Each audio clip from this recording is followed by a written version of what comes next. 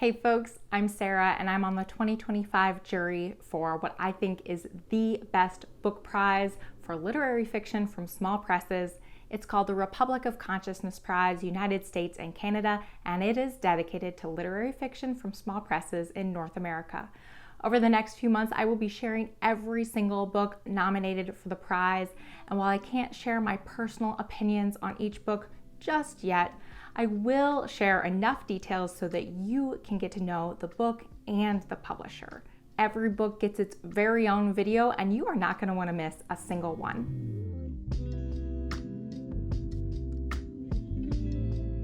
Next up is book number 29, and that's Sing Lazarus by George Koors, published by Anxiety Press.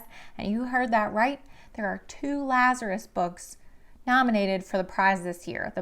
The previous video I just posted before this one, book number 28, was Little Lazarus. This is Sing Lazarus. Such a strange coincidence. I had to put them right up next to each other. This is narrated in a stream of thought, stream of consciousness style by an unnamed narrator who is a middle-aged woman living in the suburbs of America. The author describes this narrator as someone who insists upon willful self-isolation. She has some very strong, and I would say a lot of us would say very questionable viewpoints about life, about people, about herself.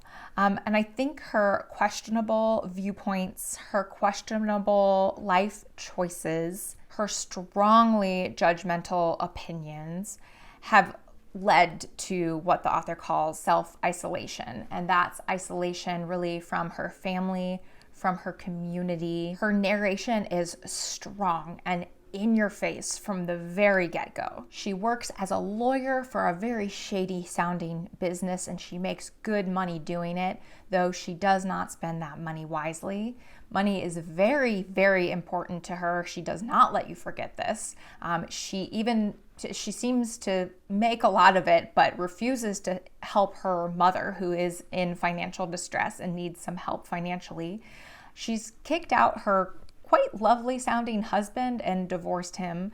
Her teenage daughter hates her and wants to go live with her dad. But buried within that, buried within this stream, this like vomit of like opinions that she's giving us, buried within it is one choice that she has made that is going to eventually in the book come back to haunt her. One choice that she's going to have to pay a major price for. And the moment she pays that price in this book, the book changes like entirely. It shifts and it becomes something very philosophical, almost metaphysical. It's a major shift. And I'm not going to tell you what it is or anything more about it, but there's a turn. George Koors primarily writes long-form fiction, but also composes music. I feel like the last several books, or a few of the last books I've mentioned have been from musician writers. He's also worked as a writing professor and librarian at universities in the District of Columbia, and his works are often rooted in philosophy, which I think you can really find here in Sing Lazarus. And he says in his bio that aside from his writing practice, he aims to provide a literary space on both Instagram and YouTube, which combats contemporary anti-intellectual trends.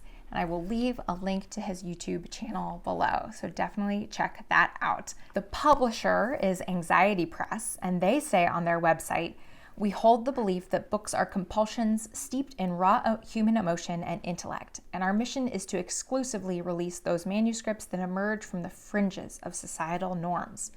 These are narratives that quiver within the confines of our shit-stained reality, crafted in trembling states, with language and concepts deemed taboo by the timid masses.